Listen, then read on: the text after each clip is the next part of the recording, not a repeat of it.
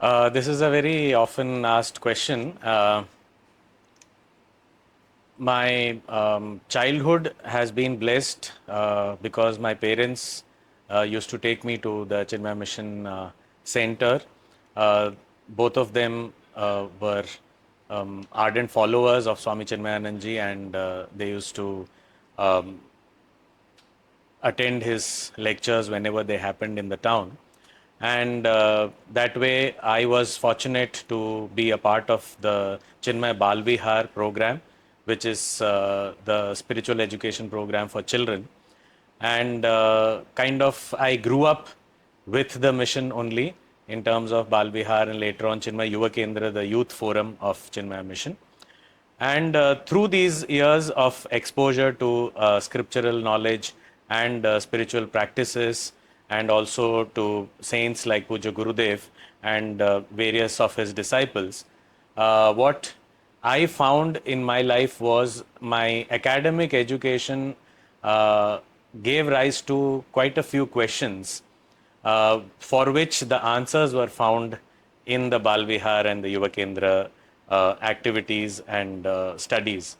So this led to little more inclination towards that side, and having very supportive parents and their blessings and also guidance from various Swamis, Brahmacharis of the Chinmaya Mission also, I finally find myself here serving Puja Gurudev in whatever way I can.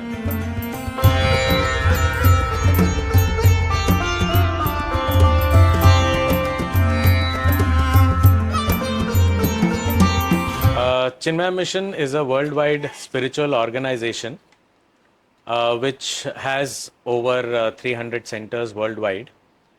And the core message of Chinmaya Mission is the message of the Veda, message of all the scriptures, and that is in spirit, the all beings are actually one consciousness, and discovering that one amidst all the different variety is the goal of life.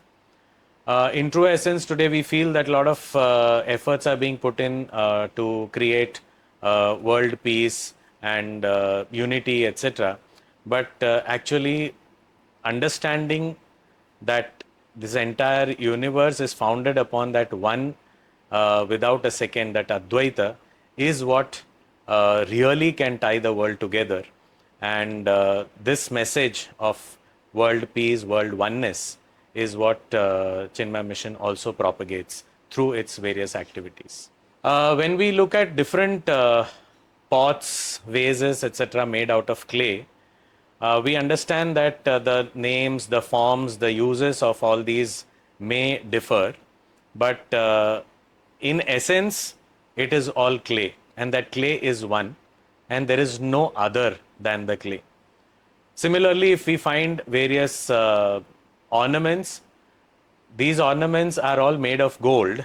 The names, forms, uses may be different, but gold is one, and there is nothing else but it.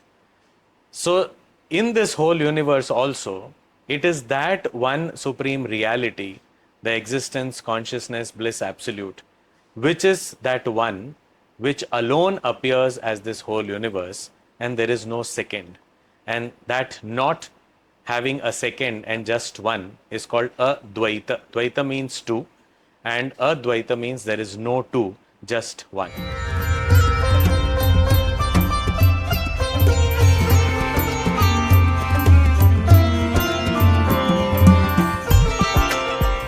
As I shared earlier, this Chinmaya Mission is engaged primarily in the spiritual education, disseminating the scriptural knowledge. All the basic Hindu scriptures, the most popular Bhagavad Gita, the Upanishads, which are the main Vedic scriptures, the Brahma Sutras, the logical analysis of this supreme knowledge, and also the introductory scriptures called the Prakarana Granthas, the bhakti texts or the devotional texts like the Ramayana, Bhagavatam, and also the Dharma Shastras that are based on Mahabharata, etc. all these scriptures are taught and this knowledge is spread across all age groups. So it is not just the traditional approach, knowledge remains traditional, but it is adapted to the modern requirement, where the explanations, the examples, the way of narration, everything is relatable to the target audience. And our audience, we start from Chinmay Garbha Samskar, which is the education of the child before he or she is born, so in the womb of the mother itself. And from there we have Shishu Vihar for the toddlers, then Bal Vihar for the kids, and then Chinmay Yuva Kendra for the youngsters. Then we have study groups, Devi groups for the adults, and also Vanaprastha Sansthan for the senior citizens. We also have Chinmay Swaranjali for the musically oriented, and various other chantings and other classes, all catering to different types of students and seekers. However, the message of scriptures is the common point there, and the dissemination and the presentation is according to the target audience. Also, besides this spiritual and scriptural education, Chinmaya Mission also is involved in various seva projects or service projects, in which we have rural development projects in various villages, different parts of Bharat, and also in some parts of Sri Lanka. We also have our activities in the educational field, where we are running over 100 educational institutions, the conventional schools, as well as a few colleges. We also have the most recent addition to this entire education movement, which is the Chinmaya Vishwa Vidyapeeth, deemed to be university, which is actually creating a completely new trend of combining the contemporary knowledge systems with the traditional Indian knowledge systems. And all this vision was of that one person who started off this entire movement, called Swami Chinmayananda.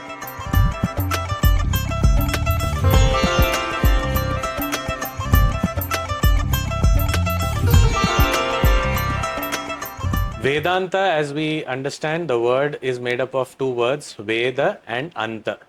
Veda, the word itself means knowledge. It comes from the Sanskrit root vid.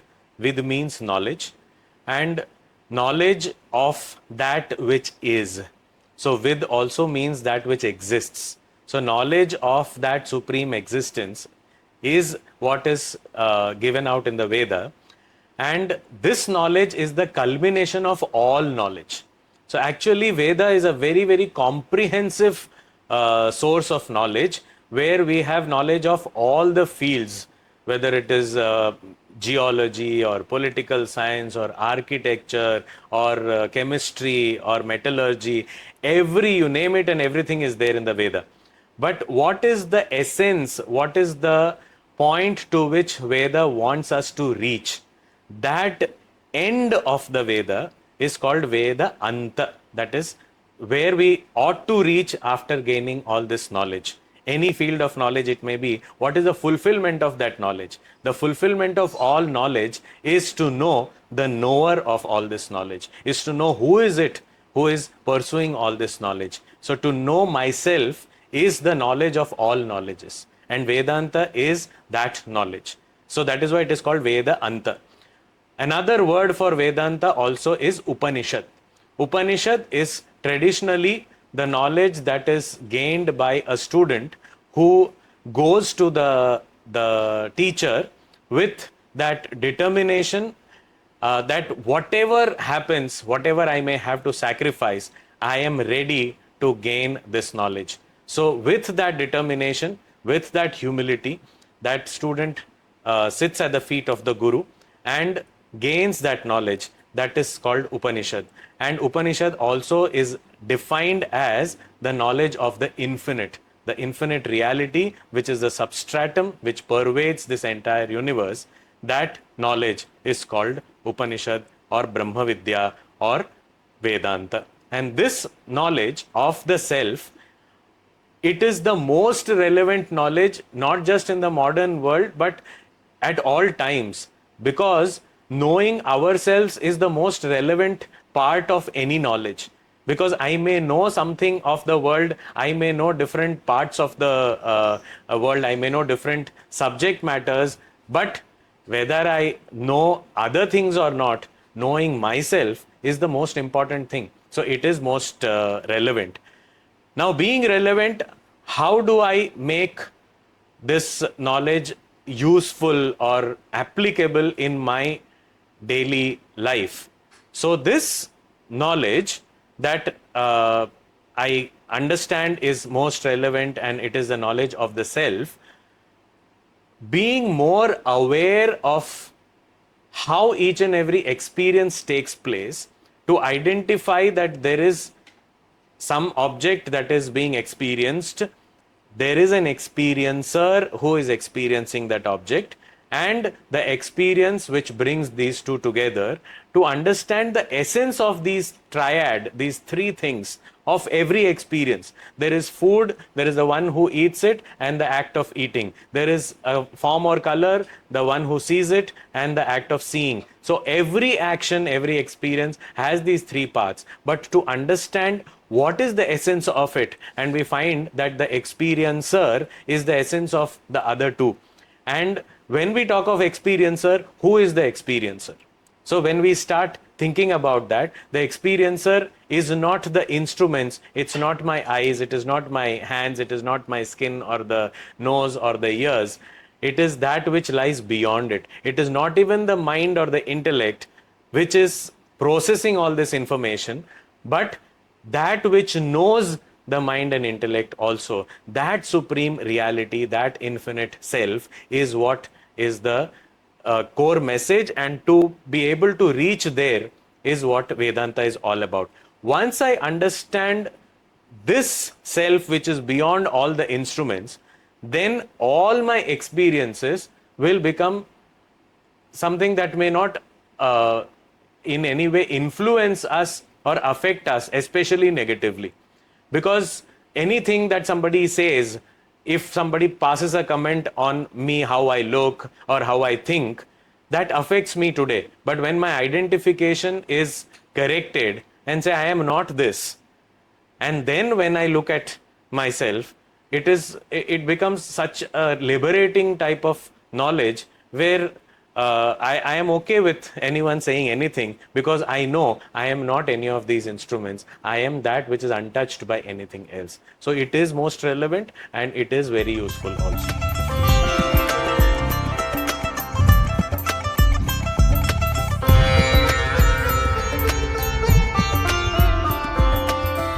Something that is very simple and straightforward often becomes the most difficult thing for someone to understand and adapt.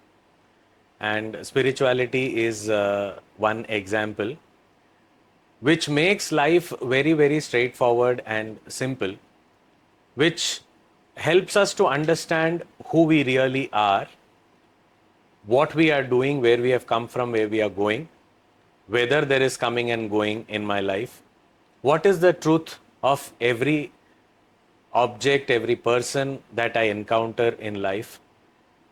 All this knowledge, this understanding helps me to understand that all the experiences or the so-called problems are mere situations, and they are in our life for some reason. But the best way of solving a problem, in the words of Puja Gurudev Swami Chinmaya Mission, is the best way of solving a problem is to go through that problem, because circumvention only will elongate that problem. We feel stressed often because we are not able to accept things as they are. This acceptance comes to us very naturally when we have a spiritual inclination and spiritual knowledge. It is not just mere intellectual understanding when we say knowledge. It is more of an experience where I understand that I have experienced that it is not things are not permanent, things are not what they appear to be. There are various layers in every experience, and therefore it's fine. And by nature, everything has its way of healing itself, curing itself, and I don't have to lose my head, after it. I can hold on to that which is more permanent, and whether it is in the language of devotion, when we call as God, or in the language of knowledge we call as self. Holding on to that gives us a uh, lot of strength and courage to not get bogged down by day-to-day experiences and the stress that rises thereof. And also it helps us to become uh, simpler in life, more straightforward in life. We don't complicate each and every experience of our lives, and that really adds to the quality of life that we live in a day-to-day basis.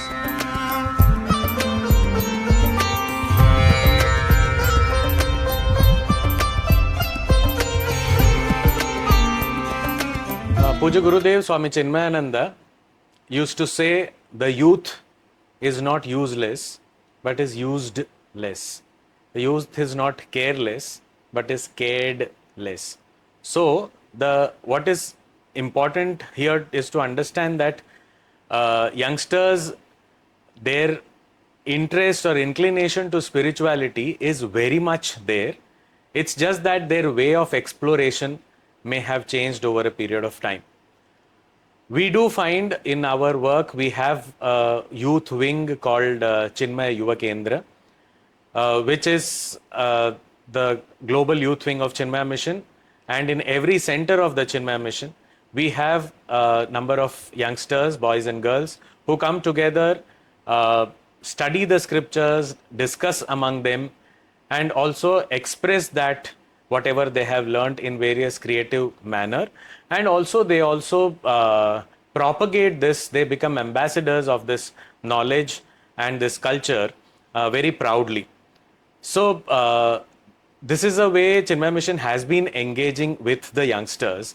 And what we have found is all that is needed is to learn their language and to be able to communicate in a language that they would understand or relate to. Their problems are not very different from the problems that the youth earlier had. However, there are some unique circumstances that have come up today in the digital age. And looking at that, if we are able to understand their standpoint or their problems better, and then we are able to address them and present spirituality as a solution to that, which it is, then I think the youngsters will be very, very happy to be guided in that direction, and they will in turn be able to lead the entire generation in the right direction.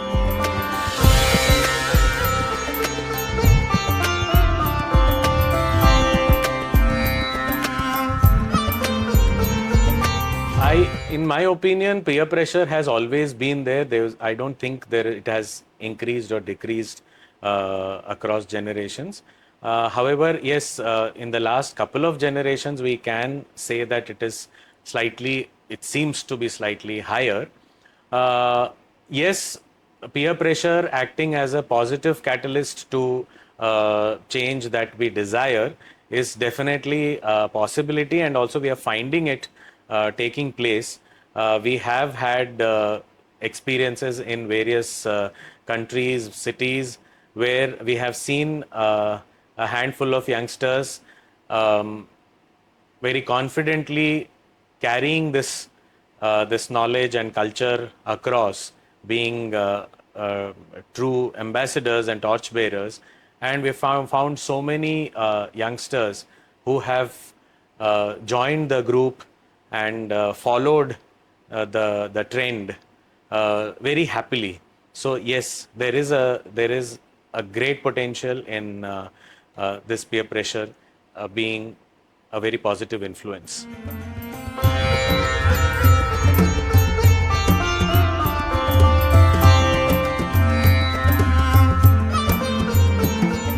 One thing I would say is listening. Listening is a very big casualty in modern day. So it is one value that I feel is important. Second is clarity in communication. And clarity in communication comes through clarity in thinking. So clear thinking and clear communication is second. Third is accountability or a sense of responsibility, answerability, which is found to be also kind of diminishing at times, we find in today's day and age. A very important social aspect is the sense of family, which also we find is kind of disintegrating in today's life. So in a social perspective, a sense of family is important. We come from a culture which always believed in Vasudhaiva Kutumbakam, the whole world being a family. So at least we have our families together. So if we can do that, I think that will help.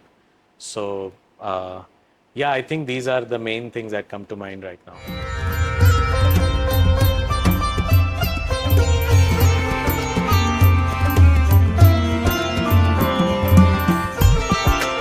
Like there's no one thing. That's why it's like it's a combination of a lot of things. If I have to, like, I'm just thinking from the perspective of what do I feel most grateful about, and I think of having the parents that I got, having the sibling that I got, having Gurudev in my life, the most important part of it, growing up through Balvihar. So there are lots of these milestones, I would say, which I don't take credit for any of these. But this is all grace. So if I have to sum it up in one thing, it has been grace. And in what form grace has descended, I if I right now I'm thinking about it, I'm just thinking what form grace has not descended upon me. Actually, I feel extremely blessed. So I'm not able to pinpoint on one particular thing in the journey which I feel is very pivotal in that nature. Every small step, every little thing I feel has been a blessing. I have, like, if I sit and remember, I'm sure I can recollect so many incidents where I have done foolish things. I have done things that uh, one may want to spend time regretting, but the greatest blessing, again, association and grace of Gurudev, has been that it is regret has never happened. I have always seen even all those moments also which are can be called now as wrong or foolish things. I am seeing that they also have played a role in what I am today. So they also have contributed very positively. So I don't feel any regret for any such things also. So it's again grace. When we are with Chinmaya Mission, none of us have any personal focus. We do what the global head of the Chinmaya Mission says, and our elders in the Chinmaya Mission, they have directions that we generally follow. As far as if you have to say that what I love doing, I love spending a lot of time with youngsters, and I love learning from them what they are up to these days, and trying to kind of integrate that with the spiritual knowledge. I so that area of working with the youth and learning from them and also sharing what I can is an area that really I enjoy doing the most. And of course, second is studying and teaching the scriptures. I think somehow that grace has descended upon me, that teaching has been a very enjoyable journey for me, and I love doing that. And for teaching, one has to study, and I love studying also. Just to share with you, until I came to study Vedanta, I never thought or I never knew that I had a capacity or stamina to study, because I hardly spent any time with my books in school and college. I was like, I always thought that I could never study. That was not my cup of tea. But when it came to Vedanta, when it came to scriptures, I found myself that I have a lot of stamina and I can sit for long hours and study. So it's also what we are studying, and so study and teaching, and specifically with youngsters and kids, it really gives me a lot of joy.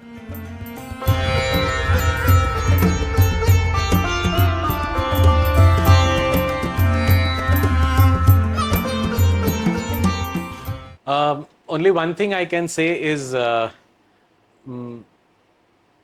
is no one standpoint to live life. What is important is to have a 360-degree view. So every standpoint has to be examined, every standpoint has to be understood, explored, and then we form opinions, especially with respect to spirituality. Because often what happens is we imagine spirituality to be something that is to be pursued after retirement, or for people who have nothing better to do or who have no social commitments, etc. But in reality, spirituality is that which enriches us and empowers us in doing everything successfully. So in that sense, if we look at understand spirituality, we just need an open mind. So as it is, the saying goes that a mind is like a parachute. It works only when open. So I think that's what we need to walk the path of spirituality, and we are ready to learn, ready to give up wrong notions, and that's the path that will really lead us to find ourselves.